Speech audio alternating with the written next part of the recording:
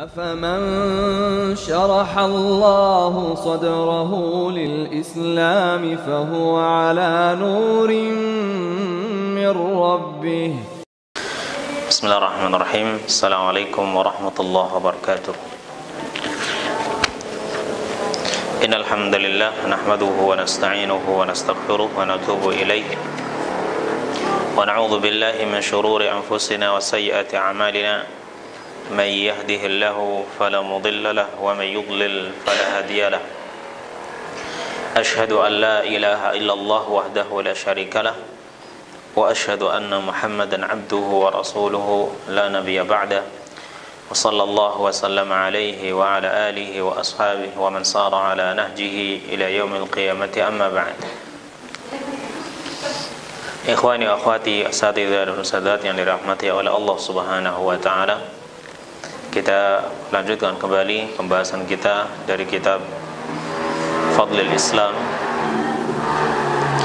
di mana kita sudah masuk pada bab Maja'a fil khuruj an da'wal Islam, bab tentang apa-apa yang datang dalam masalah keluar dari sebutan Islam. Di dalam bab ini al-muallif membawakan hadis Al-Harith Al-Ash'ari dari Nabi sallallahu alaihi wasallam, bahwasanya Nabi sallallahu alaihi wasallam memerintahkan 5 perkara, 5 hal yang mana Allah telah memerintahkan kepada beliau 5 hal ini.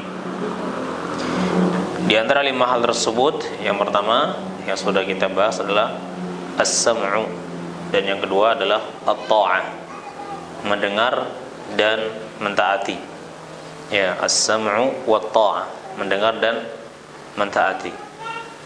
Nah, yakni kita wajib mendengar dan mentaati terhadap perintah dari pemimpin kita, pemimpin kaum muslimin, selama apa yang mereka perintahkan itu tidak bertentangan dengan syariat Allah Subhanahu wa taala. Orang yang melaksanakan 2 hal ini, as-sam'u wa ta'ah, mendengar dan mentaati terhadap pemimpin kaum muslimin, maka dia telah menunaikan 3 hak sekaligus di dalam perbuatannya tadi. Yang pertama adalah hak Allah Subhanahu wa taala, karena Allah yang memerintahkan dia untuk mendengar dan mentaati pemimpin, sehingga ketika dia melakukannya berarti dia mentaati Allah Subhanahu wa taala. Dan juga Rasulnya tentunya, karena Nabi sallallahu alaihi wasallam juga memerintahkan kita untuk taat, mendengar dan mentaati pemerintah selama perkara yang mereka perintahkan adalah tidak bertentangan dengan syariat Allah Subhanahu wa taala.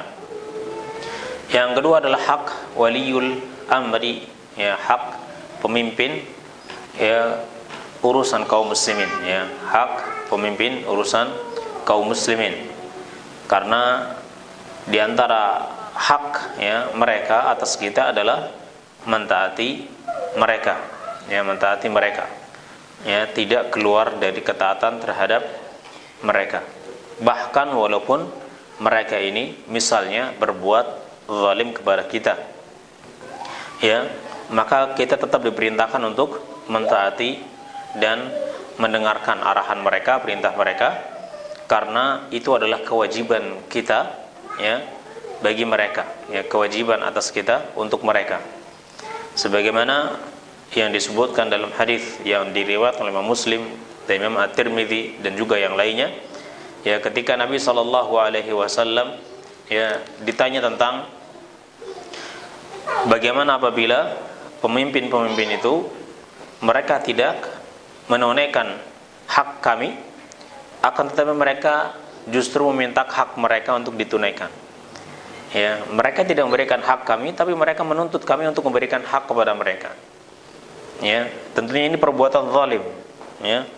Mereka tidak menunaikan hak kami, tapi justru mereka malah meminta hak mereka kepada kita. Bagaimana bersikap terhadap pemimpin seperti ini? Maka Nabi sallallahu alaihi wasallam bersabda, "Isma'u wa athi'u fa innama 'alaihim ma hummilu wa 'alaikum ma humiltum. Ya. Nabi mengatakan, dengar dan taatilah mereka. Karena sesungguhnya ya kewajiban mereka adalah mereka yang akan menanggungnya nanti. Dan kewajiban kalian juga kalian yang akan menanggungnya. Ya, masing-masing akan menanggung apa yang dia lakukan, apa yang menjadi kewajibannya. Maka Anda dituntut untuk menunaikan kewajiban Anda sebagaimana pemimpin dituntut untuk menunaikan kewajiban mereka terhadap rakyatnya. Kalau ternyata pemimpin, misalnya ya pemerintah, tidak menunaikan hak rakyatnya sebagaimana itu sudah menjadi kewajiban bagi mereka, maka itu urusan mereka dengan Allah nantinya. Akan tetapi urusan Anda adalah menunaikan hak pemimpin. Maka jika Anda menunaikan hak pemimpin, berarti Anda telah menunaikan kewajiban Anda yang telah Allah wajibkan atas antum sekalian. Adapun hak antum, maka mintalah kepada Allah Subhanahu wa taala. Nah, ini perkara yang pertama dan yang kedua yang diperintahkan oleh Allah Subhanahu wa taala kepada Rasulnya untuk disampaikan kepada umatnya. Dan kita sebagai umat Nabi Muhammad SAW, maka kita as-sam'u wa ta'ah, kita mendengar apa yang beliau perintahkan dan kita mentaatinya. Kemudian yang kedua atau yang ketiga, maaf, wal jihad. Ya. Jadi amurkum bi khamsin Allahu amarani bihinna as-sam'u wa ta'ah, kemudian wal jihadu. Yang ketiga adalah berjihad. Ini adalah perkara yang ketiga yang diperintahkan oleh Rasulullah sallallahu alaihi wasallam, dan ini merupakan perintah Allah kepada beliau untuk disampaikan kepada umatnya. Jihadul adu, berjihad melawan musuh, itu dengan dua hal. Ya. Berjihad melawan musuh itu dengan dua hal. Yang pertama, jihadun bil hujjah wal bayan. Kita berjihad dengan hujjah dan penjelasan. Ya, kita berhujjah dengan berjihad dengan ilmu kita, menjelaskan ya tentang Islam yang sebenarnya, membela Islam dengan ilmu yang kita miliki. Ya, orang yang ingin menjelek-jelekkan Islam, ya menyudutkan Islam, ya, maka kita lawan mereka dengan hujjah juga, ya, dengan dalil-dalil yang jelas bahwa apa yang mereka tuduhan terhadap Islam itu tidak benar. Yang kedua, jihadun bis sinani wassilah.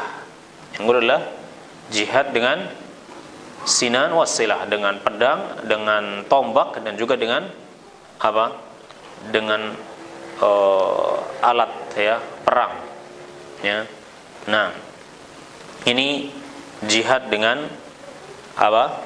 Dengan alat perang, ya, dengan senjata. Ini macam jihad yang kedua. Adapun jihad yang pertama, yaitu jihad dengan ilmu, ya, dengan hujjah dan penjelasan, ini wajib bagi setiap orang yang memiliki kemampuan, ya, wajib bagi setiap orang yang memiliki kemampuan untuk membela Islam dengan ilmunya pada setiap zaman dan juga di tempat manapun, ya. Dan baik dia dalam keadaan bebas maupun dalam keadaan misalnya ditahan, ya. Nah, dengan keadaan sesuai dengan keadaannya, ya. Jadi jihad ini dia lakukan sesuai dengan keadaan yang dia mampu, ya. Dan Allah Subhanahu wa taala telah memerintahkan nabinya, ya, sallallahu alaihi wasallam, ketika beliau masih mukim di Makkah sebelum disyariatkan untuk berhijrah ke Madinah, dan juga sebelum disyariatkan untuk berjihad melawan musuh, maka beliau diperintahkan untuk melawan musuh dengan ilmu dan penjelasan. Ya, Allah Subhanahu wa taala firman, "Fala tuti'il kafirina wajahiduhum jihadan kabira." Dalam surat Al-Furqan ayat 52. Fala tuti'il kafirin, maka janganlah kamu mentaati orang-orang kafir, wajahiduhum bih, dan perangilah mereka, ya, dengannya, jihadan kabira, dengan peperangan yang besar.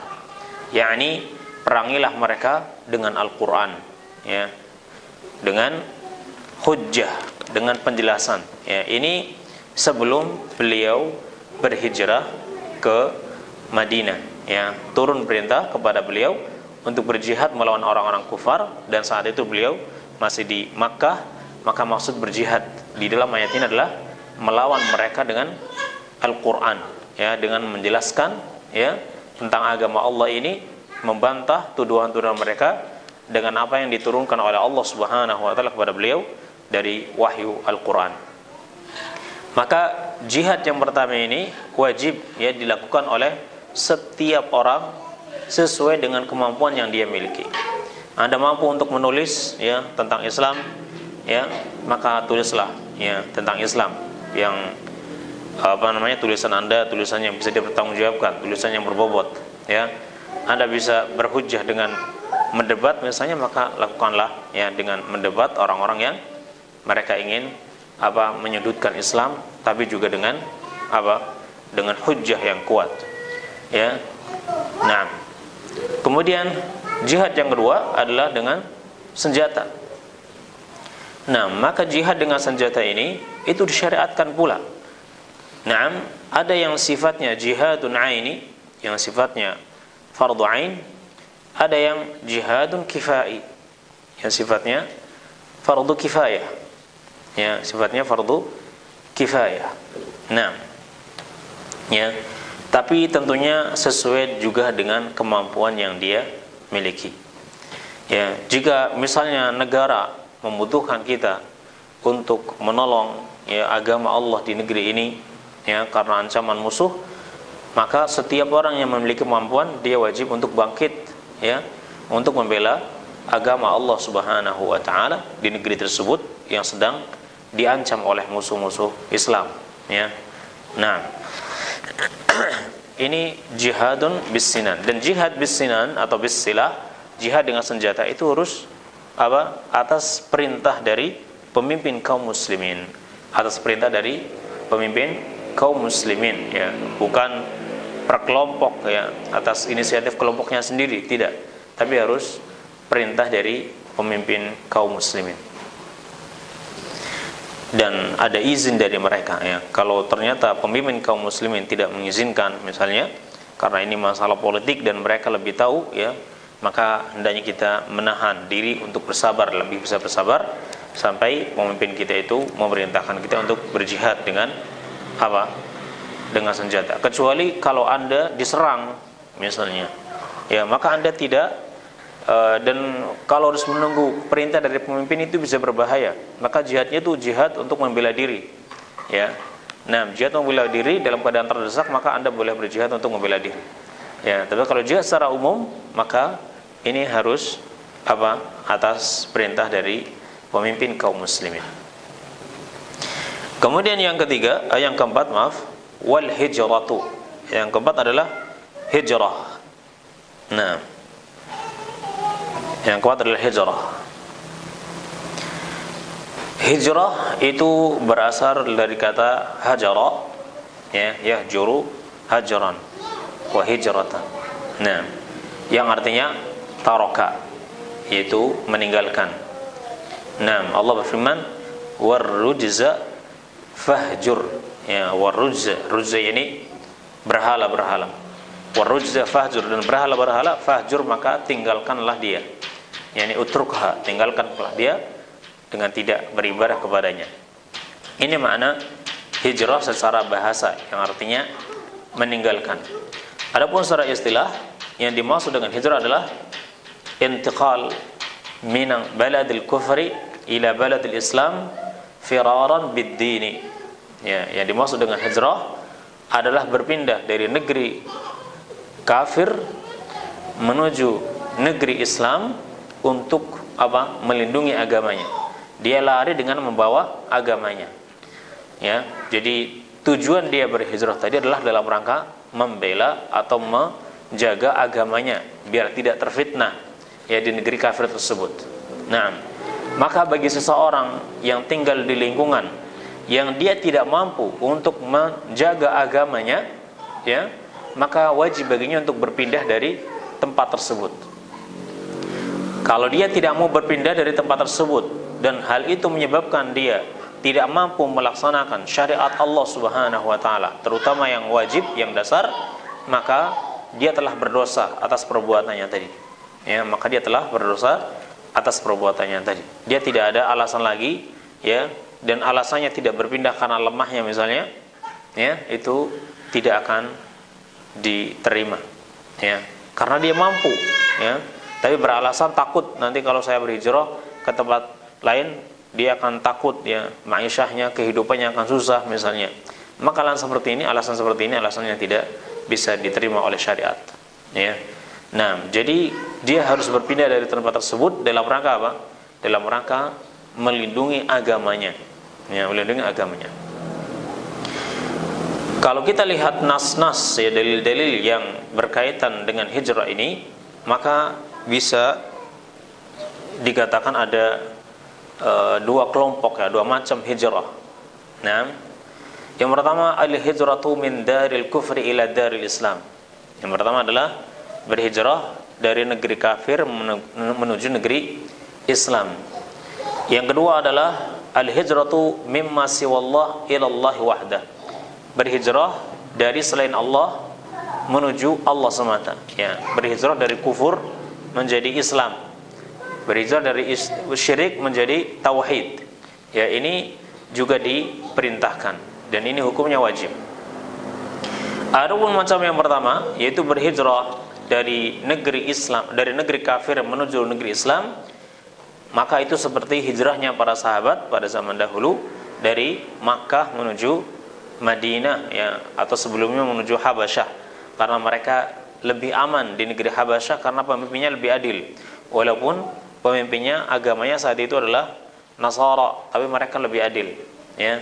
Nah, pemimpinnya adil. Raja Najasyi adalah orang yang sangat adil, sehingga Nabi SAW memerintahkan mereka untuk berhijrah ke Habasyah terlebih dahulu.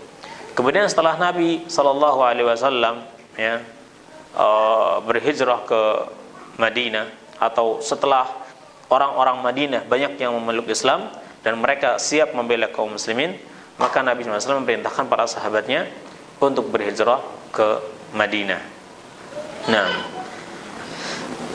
ya, hijrah dari satu tempat ke tempat yang lain, yaitu dari negeri kafir ke negeri Islam, itu bisa dikatakan juga ada dua macam. Yang pertama hijrah secara khusus, yaitu dari kota Makkah ke kota Madinah. Maka hijrah yang seperti ini sudah tidak ada lagi, karena kota Makkah dan kota Madinah itu sudah menjadi negeri Islam, ya.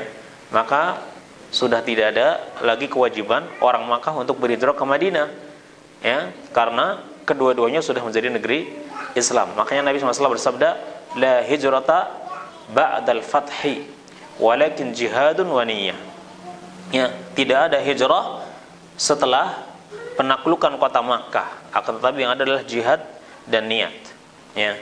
Nah, yakni setelah Makkah menjadi negeri Islam, maka tidak ada lagi kewajiban bagi orang-orang Makkah untuk berhijrah ke Madinah, karena semuanya sudah menjadi negeri Islam. Ini hijrah secara khusus, ya, yakni hijrah dari kota Makkah ke kota Madinah. Ini sudah tidak ada lagi, ya, karena kedua-duanya sudah menjadi negeri Islam. Kemudian hijrah secara umum, berpindah dari negeri Islam, dari negeri kafir menuju negeri Islam, maka ini masih berlaku, ya, sampai hari kiamat, selama, ya, dia ketika tinggal di negeri kafir tadi tidak mampu untuk apa? Menegakkan syariat Islam, ya, untuk dirinya sendiri secara khusus, ya. Nah, untuk dirinya sendiri secara khusus. Jadi kalau misalnya dia tinggal di negeri kafir, misalnya dia tinggal di Amerika, ya, yang pemimpinnya tentunya bukan muslim, atau di Inggris, Prancis misalnya, ya, di negeri-negeri orang kafir. Nah, maka dia punya kewajiban untuk hijrah, meninggalkan negeri-negeri tersebut ketika mereka tidak mampu untuk melaksanakan syariat Allah, ya, terutama untuk diri sendiri dan keluarganya, ya, untuk diri sendiri dan keluarganya. Dan tidak boleh karena alasan duniawi misalnya dia tetap tinggal di negeri tersebut, ya, sementara agamanya rusak, sementara dia tidak diperbolehkan untuk melaksanakan syariat Allah Subhanahu wa taala, ya, maka mereka tidak boleh tinggal di negeri kafir tadi. Dia punya kewajiban untuk berhijrah, ya, sebagaimana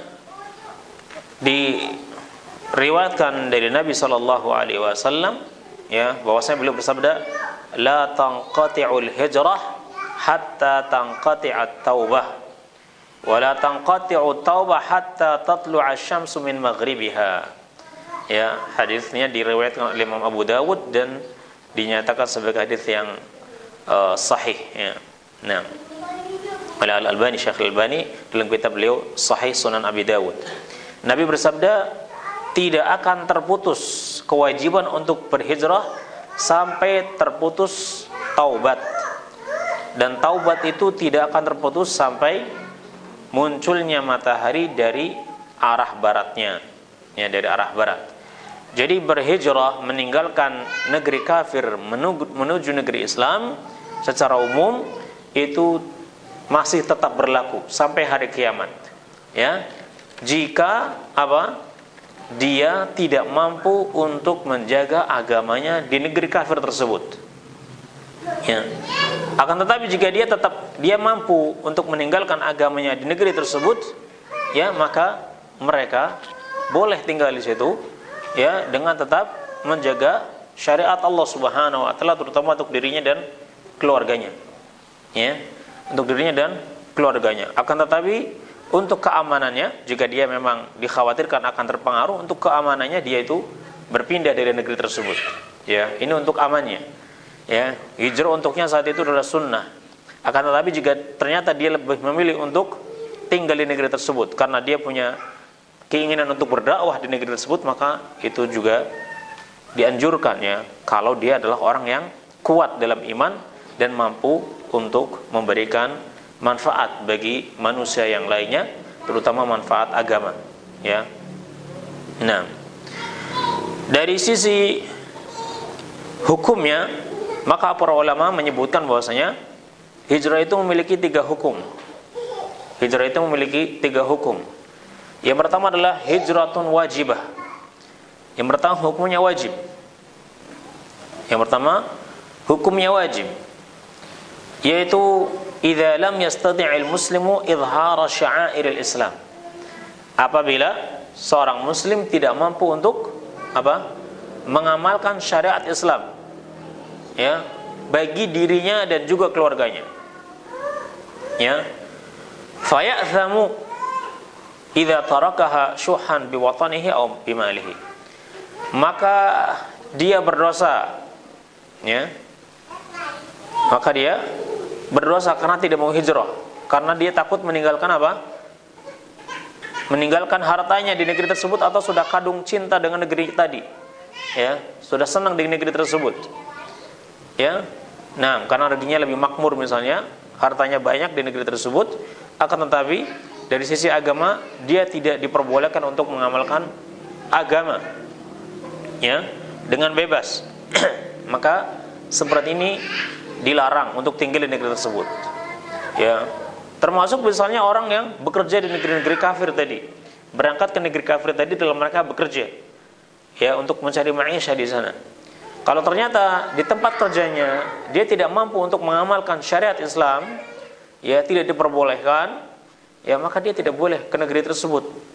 Nah, tidak boleh ke negeri tersebut karena itu membahayakan agamanya. Karena rusaknya agama itu jauh lebih berat daripada kerusakan dunia, ya. Dalam artian kalau misalnya dia hidup miskin, ya, dengan hidup sederhana dengan apa adanya, itu keadaannya jauh lebih baik daripada dia hidup bergelimang harta akan tetapi miskin agamanya, ya. Dia tidak mampu mengamalkan agamanya dan tidak mampu untuk menambah ibadahnya kepada Allah Subhanahu wa taala. Maka dia bekerja di negeri kafir tadi itu enggak boleh, ya. Nah, Allah Subhanahu wa taala berfirman, "Innal ladzina tawafathumul malaikatu zalimi anfusihim qalu fima kuntum qalu kunna mustad'afina fil ard qalu alam takun ardullahi wasi'atan fatuhajiru fiha fa ulaika ma'wahum jahannam wa sa'at masira." Dalam surat An-Nisa Allah berfirman, sesungguhnya orang-orang yang diwafatkan oleh para malaikat dan mereka adalah menzalimi diri mereka sendiri, ya, maka para malaikat bertanya, fima kuntum, ya, ada apa dengan kalian, ya, kenapa kalian ini? Qalu kunna mustad'afina fil ard. Mereka menjawab, kami dahulu adalah orang-orang lemah ya di dunia ini, di atas muka bumi ini. Kami dahulu orang-orang lemah. Ini kami takut kalau meninggalkan negeri ini kami malah jadi semakin susah hidupnya. Tapi konsekuensinya mereka tidak bisa menjalankan syariat Islam. Karena kalau mereka menjalankannya mereka akan dihukum misalnya. Ya. Qalu alam takun ardullahi wasi'atan fatuhajiru fiha. Maka malaikat mengatakan, bukankah bumi Allah itu sangatlah luas sehingga kalian bisa berhijrah ke negeri tersebut? Fa ulaika ma'wahum jahannam. Maka mereka itu adalah tempat kembali neraka jahannam, wa sa'at masir, dan dia adalah seburuk-buruk tempat kembali. Jadi dalam ayat ini Allah Subhanahu wa taala mengancam orang-orang yang tidak mau berhijrah, meninggalkan negerinya, sementara dia di negeri tersebut tidak mampu untuk menjaga syariat Allah, ya, terutama untuk dirinya dan keluarganya, maka mereka diancam dengan neraka jahannam. Yaqulul Imam Syaukani, berkata Imam Syaukani, istadalla bihadhihi al-ayah ala anna al-hijrah wajibah ala man kana bidari syirki aw bidarin yu'malu bi ma'asillah jiharan wa lam yakun minal mustad'afin.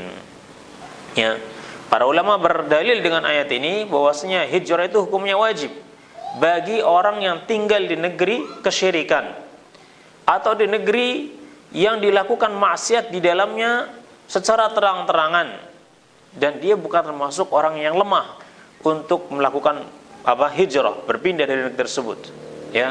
Tapi karena ketakutan hartanya ya akan hilang jika harus berpindah misalnya, atau ma'isyahnya akan terganggu jika harus berpindah, sehingga dia pun memilih untuk tetap di negeri tersebut, maka ini dengannya dia telah melakukan maksiat karena tidak mau berhijrah ke negeri yang lebih aman, yang dia bisa melaksanakan syariat Allah Subhanahu wa taala dengan leluasa di negeri tersebut. Maka dari sini ya, bagi orang-orang Islam yang tinggal di negeri kufar, itu satu dengan yang lain bisa berbeda ya hukumnya. Yang satu boleh tapi yang satu haram misalnya. Sesuai dengan kemampuan dia untuk menjaga syariat Allah ini. Kalau dia mampu untuk menjaga syariat Allah walaupun tinggal di negeri syirik tadi, maka dia masih dibolehkan untuk tinggal di situ. Terlebih lagi juga dia memang punya keinginan untuk mendakwahkan agama Allah di negeri tersebut. Tapi kalau ternyata dia adalah orang yang tidak mampu untuk menjaga agamanya karena diintimidasi, kalau dia melaksanakan syariat Allah misalnya, ya walaupun sholat di rumahnya misalnya, dia diintimidasi, ya, dia disiksa kalau ketahuan, ya, maka dia saat itu wajib untuk berhijrah dari negeri tersebut. Kalau ternyata dia tidak mampu atau tidak mau untuk berhijrah dari negeri tersebut, maka dia diancam dengan neraka jahanam karena dia telah melakukan maksiat yang besar. Yang kedua, hukum hijrah adalah mustahabbah, sunnah. Kalau tadi hukumnya wajib, ya, bagi siapa?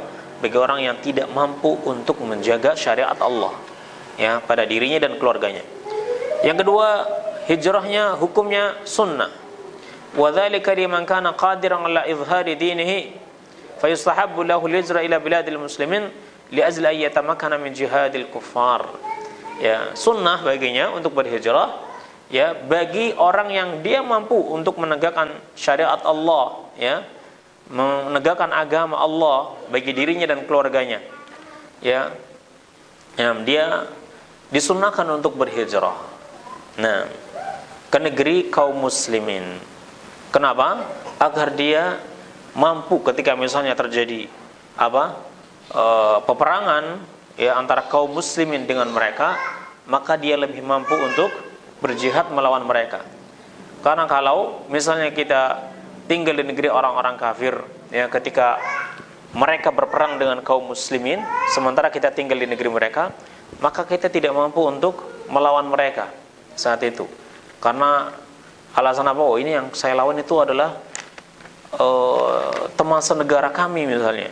Walaupun beda agama, tapi mereka teman senegara.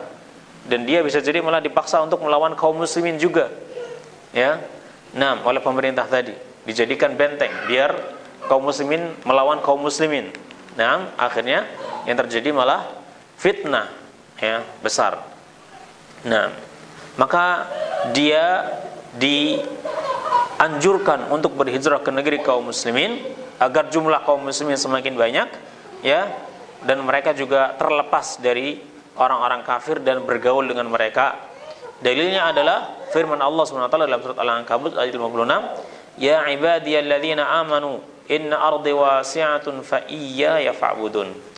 Wahai hamba-hambaku yang beriman, sesungguhnya bumiku adalah sangat luas dan hanya kepadakulah kalian beribadah. Ya, ini menjadi perintah agar kita itu tinggal di negeri kaum muslimin, ya, di negeri kaum muslimin. Kemudian yang ketiga, orang yang tidak wajib untuk berhijrah, ya, orang yang tidak wajib untuk berhijrah, yaitu bagi orang-orang lemah, ya, misalnya karena sakit parahnya sehingga dia tidak bisa berhijrah, atau karena mereka dipaksa untuk tinggal di negeri tersebut, ya, dan dia tidak mampu melakukan hilah, melakukan tipu daya agar dia bisa keluar dari negeri tersebut, ya, atau karena mereka adalah kaum wanita dan anak-anak, ya, atau semisal dengan mereka orang-orang yang lemah sehingga mereka tidak bisa melakukan perjalanan jauh, ya, maka bagi mereka itu ada keringanan, ya, ada keringanan. Allah berfirman, illal mustad'afina minar rijali wan nisa'i wal wildani la yastati'una hilah wa la yahtaduna sabila fa ulaika 'asallahu ayyafu 'anhum wa kana Allahu 'afuwan ghafura. Kecuali bagi orang-orang yang lemah dari kalangan kaum laki-laki karena misalnya sakit dia atau karena sudah tua renta, wan nisa, dan juga kaum perempuan, ya, karena lemahnya mereka, wal wildan, dan juga anak-anak, la yastati'una hilah, yang mereka tidak bisa melakukan hilah, ya, tidak bisa melakukan tipu daya biar bisa selamat, wala yahtaduna sabila, dan juga mereka tidak mendapatkan petunjuk, orang yang bisa menunjukkan arah agar mereka bisa selamat kepada kaum muslimin, faulaika asallahu ayyafu anhum, maka mereka itu, ya, semoga Allah itu memaafkan mereka, wa kana Allahu afuwan ghafur, dan sesungguhnya Allah adalah Maha Pemaaf lagi Maha Pengampun. Ya, maka jika keadaannya seperti ini, ya, dia tidak wajib untuk berhijrah, dia diberikan keringanan, ya, dia diberikan keringanan untuk tinggal di negeri tersebut, akan tetapi dia tetap wajib berusaha untuk menegakkan syariat Allah Subhanahu wa taala, agama Allah pada dirinya dan juga keluarganya. Baik. Jika ada yang bertanya, bagaimana jika ada seorang yang ingin melakukan safar ke negeri orang-orang kafir karena adanya tujuan tertentu, ya, misalnya jika dia ingin safar ke negeri orang kafir karena ingin menuntut ilmu, ya, menuntut ilmu yang tidak ada di negeri kaum muslimin, ya, belajar di negeri kafir karena di negeri Islam tidak ada cabang ilmu ini yang diajarkan, ya, adanya di negeri orang kafir. Kemudian dia ingin belajar di negeri tersebut, ya, belajar di negeri tersebut, kemudian dia akan pulang kembali ke negeri kaum muslimin dan mengajarkan ilmu yang dia peroleh dari orang-orang kafir tadi. Atau dia ingin berobat, ya, karena di negeri Islam, di negeri kaum muslimin tidak ada rumah sakit yang fasilitasnya lengkap, misalnya seperti rumah sakit yang ada di luar negeri, atau ada dokter, ya, yang ahli di bidangnya misalnya, atau karena ingin berdakwah kepada Allah, atau juga karena ingin berdagang, ya, maka bagaimana hukum orang-orang yang memiliki niatnya tadi, ya, maka para ulama menyebutkan bahwasanya orang yang memiliki niatan seperti itu tadi itu pada asalnya adalah dibolehkan, ya, kalau ada maslahat yang jauh lebih besar, ya, dibanding madaratnya, ya. Akan tetapi dia harus memiliki, yang pertama, dia ini seperti yang disebut oleh Syekh Utsaimin, dia harus memiliki minimalnya 3 syarat, terpenuhi 3 syarat pada dirinya. Yang pertama, dia memiliki ilmu yang bisa melindunginya dari syubhat orang-orang kafir. Jika dia berhijrah atau safar ke negeri orang kafir untuk tujuan-tujuan tadi, maka dia diperbolehkan kalau dia pertama memiliki ilmu yang bisa melindungi dia dari syubhat orang-orang kafir. Nah, yang kedua, dia memiliki ketakwaan yang kuat, agama yang kuat, yang bisa melindungi dirinya dari syahwat. Ya. Karena seperti kita tahu di negeri kafir syahwat itu diumbar. Ya, syahwat itu diumbar. Maka dia juga selain ilmu yang dia miliki yang bisa melindungi akidahnya, dia juga harus punya ketakwaan yang bisa melindungi agamanya, ya, dari syahwat. Ya. Kemudian syarat yang ketiga, dia mampu untuk mengamalkan agama Allah Subhanahu wa taala dan melaksanakan seperti yang Allah perintahkan di negeri tersebut. Ya, di negeri tersebut. Nah, maka yang seperti ini itu dibolehkan. Karena adanya tujuan-tujuan apa? Tujuan yang di dalamnya ada maslahat besar. Tadi belajar di negeri orang kafir. Ya. Kemudian apa? Kemudian juga berobat. Kemudian ada dakwah di negeri tersebut. Dan juga apa? Untuk tijarah, berjual beli. Ya, di negeri tersebut.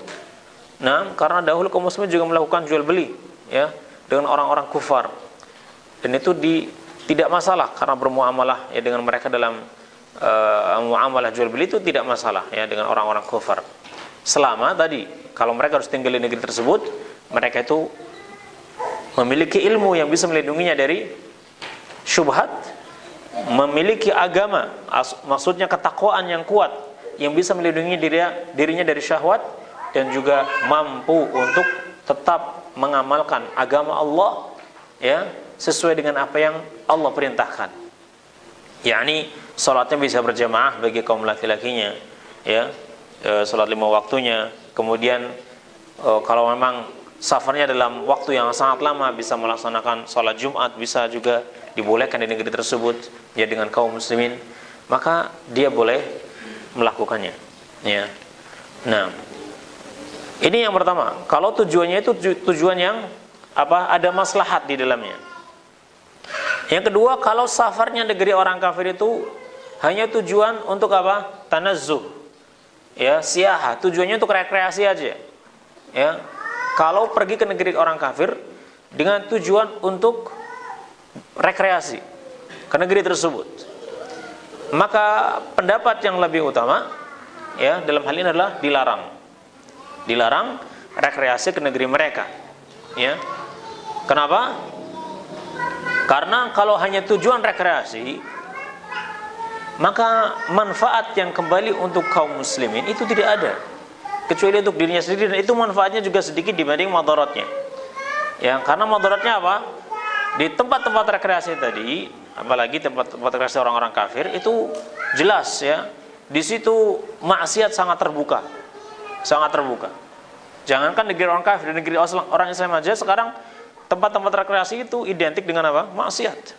Musik-musik di situ, nyanyian, ya, kemudian wanita yang membuka auratnya, ya, kemudian apa? Penginapan ya, yang banyak apa? Terjadi maksiat di dalamnya. Nah, ini tempat-tempat rekreasi itu identik dengan apa? Dengan maksiat saat ini. Nah, apalagi di negeri orang kafir, maka tidak ada maslahat yang besar yang kembali kepada kaum muslimin, sehingga lebih utamanya dia tidak melakukan rekreasi ke negeri orang kafir. Selain itu juga kita melakukan rekreasi ke negeri orang kafir, ya, hanya sekedar ingin rekreasi aja ya. Nah, bukan niat yang pertama tadi, ya. Maka apa? Hal itu akan menguatkan orang-orang kafir karena devisa mereka akan semakin bertambah dengan datangnya apa? Dengan datangnya turis ke negeri mereka. Ya, maka devisa mereka semakin bertambah, kekuatan ekonomi mereka semakin bertambah, dan orang kafir ketika ekonominya kuat tentunya mereka akan apa? Lebih kuat ya untuk melawan orang-orang Islam pada akhirnya. Nah, Nabi SAW bersabda, "Ana bari'un mimman yuqimu baina adhhuril musyrikin la tara'ina narahuma." Ya, la tara'ana narahuma. Nah, saya berlepas diri dari orang yang tinggal di negeri, tinggal di antara orang-orang musyrik, ya, sementara dia tidak kelihatan ya memusuhi mereka, yakni cinta kepada mereka. Nah, wallahu a'lam. Maka barang siapa yang dia melakukan safar ke negeri orang kafir hanya sekedar ingin siyahah atau tanazzuh, sekedar ingin rekreasi, sebaiknya tidak melakukan hal tersebut karena madaratnya akan jauh lebih besar daripada manfaat yang kembali kepadanya. Nah, dan orang yang terbiasa untuk tinggal di negeri orang kafir, lama-lama kecemburuannya terhadap Islam itu semakin berkurang. Lama-lamanya kecemburuan kepada Islam itu semakin berkurang. Nabi Muhammad SAW bersabda, "Man jama'al musyrika wa sakana ma'ahu fa innahu mithluhu." Orang yang dia bergaul dengan orang-orang musyrik dan tinggal bersamanya, maka dia akan semisalnya. Maksudnya dia itu semisalnya. Ya, dalam kehidupan nyata saja, kenyataan misalnya, kalau kita tinggal di lingkungan orang-orang yang biasa membuka jilbab kaum wanitanya, ya, apa anggapan kita kalau terbiasa seperti itu? Akan menganggap itu biasa, ya, menganggap biasa. Lihat orang nggak berjilbab biasa, ya. Jadi ghirah kita kepada Islam semakin menurun karena lingkungan yang mempengaruhinya, ya. Nah, tapi kalau kita tinggal di negeri, ya, dan di lingkungan orang-orang yang berhijab, ya, ketika kita melihat orang yang tidak berhijab, kita akan mengingkarinya. Paling tidak kita ingkari, ya, diri kita, ya, untuk melihatnya dengan menundukkan kepala kita misalnya, atau menjauhi wanita seperti tadi, ya, karena dia tidak tahan, ya, untuk apa? Untuk bertentangan dengan syariat Allah Subhanahu wa taala. Dia melihat ini mungkar, maka dia langsung mengingkarinya. Karena dia terbiasa untuk tinggal di mana? Tinggal di lingkungan orang-orang yang menjaga syariat Allah Subhanahu wa taala. Tapi kalau dia tinggal di lingkungan orang-orang yang terbiasa untuk membuka auratnya, maka bukan berarti karena syahwatnya dia sudah kuat untuk menahan syahwatnya, ya, bukan berarti, tapi karena ghirahnya kepada Islam semakin menurun. Ghirahnya kepada Islam itu semakin menurun, ya. Kalau ada orang mengatakan, ya, antum kenapa harus takut melihat wanita yang tidak berjilbab misalnya? Antum kenapa harus takut melihat wanita yang seksi? Berarti antum imannya masih lemah. Karena saya sendiri tinggal di lingkungan orang-orang yang seksi-seksi, tapi saya enggak terpengaruh dengan mereka. Berarti iman saya lebih kuat daripada iman antum. Apakah begitu? Tidak. Bukan iman Anda yang lebih kuat dengan iman orang tadi yang merasa risih ketika harus melihat atau bergaul dengan orang yang tidak memakai pakaian syar'i. Ya, justru karena imannya dia yang kuat menjadikan dia risih untuk tinggal di negeri orang-orang yang membuka pakaian mereka, ya, membuka aurat mereka. Sementara Anda karena imannya lemah, Anda tidak merasa bahwasanya itu adalah maksiat kepada Allah Subhanahu wa ta'ala, sehingga Anda ngerasanya biasa-biasa saja. Karena imannya lemah, tidak ada sinyal dari iman kalau ini harus diingkari. Padahal Nabi mengatakan, "Man ra'a minkum munkaran falyughayyirhu biyadihi, wa illam yastati' fa bilisanihi, fa illam yastati' fa biqalbihi." Sementara hatinya karena imannya sangat lemah, hatinya tidak mampu mengingkarinya. Bahkan dia menganggap itu sebagai suatu hal yang biasa. Suatu hal yang biasa, itu biasa. Ya. Ini jelas salah, ya. Jadi orang yang pakaian syar'i kemudian tidak mau salaman dengan orang kafir, takut terkena fitnah, kemudian dianggap imannya masih lemah. Buktinya dia tidak mau melihat orang yang berpakaian enggak syar'i tadi karena takut syahwatnya naik misalnya. Dia tidak mampu untuk menjaga syahwatnya misalnya, takut. Ya, berarti imannya masih lemah. Sementara dia, udah tiap hari tinggal bersama mereka dan tidak ada masalah saya tinggal dengan mereka. Ya, tiap hari saya melihat aurat tersebut, saya enggak tergerak untuk melakukan maksiat. Ya, berarti imannya semakin kuat?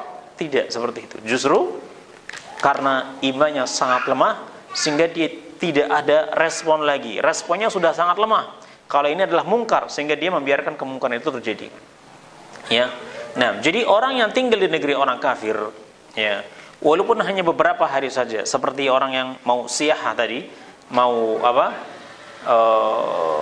rekreasi dan tidak ada maslahat yang besar yang kembali kepada kaum muslimin, maka ini madaratnya jauh lebih besar daripada manfaatnya. Madaratnya jauh lebih besar daripada manfaatnya. Paling tidak, ya, imannya itu lemah. Imannya semakin lemah dan menganggap bahwa perbuatan tadi adalah perbuatan yang lumrah. menganggap perbuatan itu adalah perbuatan yang lumrah, nggak perlu diingkari. Kalau lumrah ya nggak perlu diingkari karena udah lumrah, ya udah biasa. Dan ternyata nggak bahaya menurutnya misalnya. Padahal itu sangat berbahaya karena menjadikan iman atau hatinya bisa mati gara-gara setiap hari melihat sesuatu yang mungkar. Wal'iyadzubillah, sementara dia tidak mampu untuk mengingkarinya. Nah, terlebih lagi akidah-akidah mereka yang rusak, ya, kemudian bid'ah-bid'ah yang mereka lakukan, ini sangat berbahaya bagi kaum muslimin.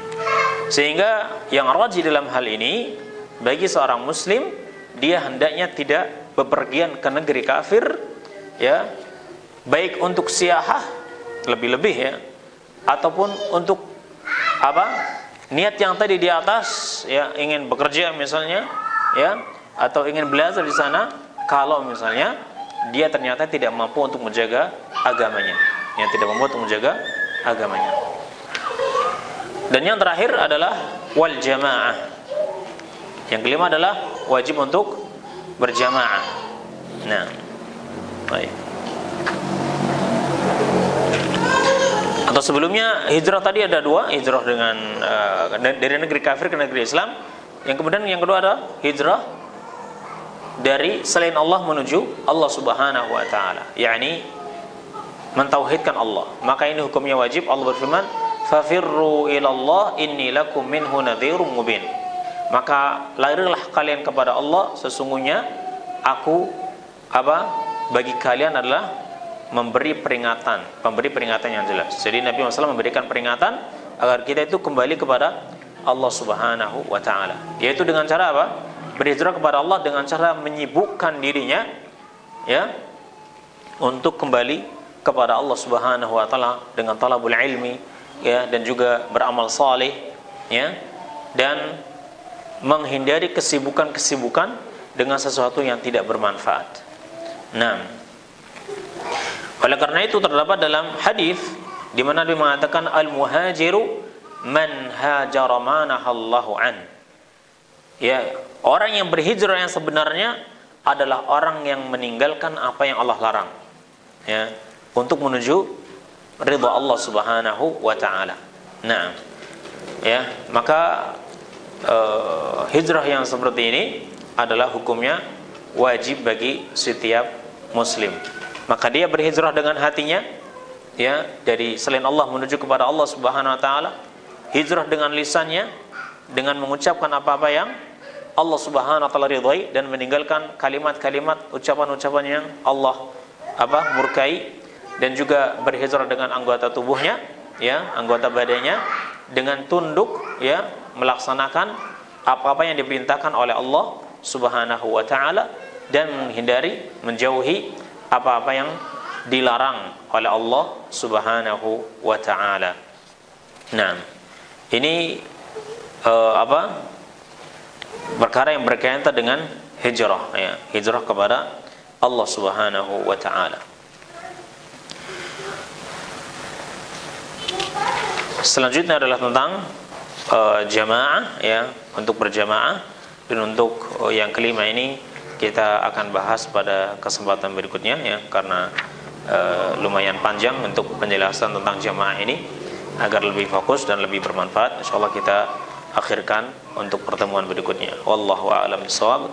Wa sallallahu ala nabiyyina Muhammadin wa ala alihi wa sahbihi ajma'in. Subhanakallahumma wa bihamdik asyhadu an la ilaha illa anta astaghfiruka wa atubu ilaik. Assalamualaikum warahmatullahi wabarakatuh.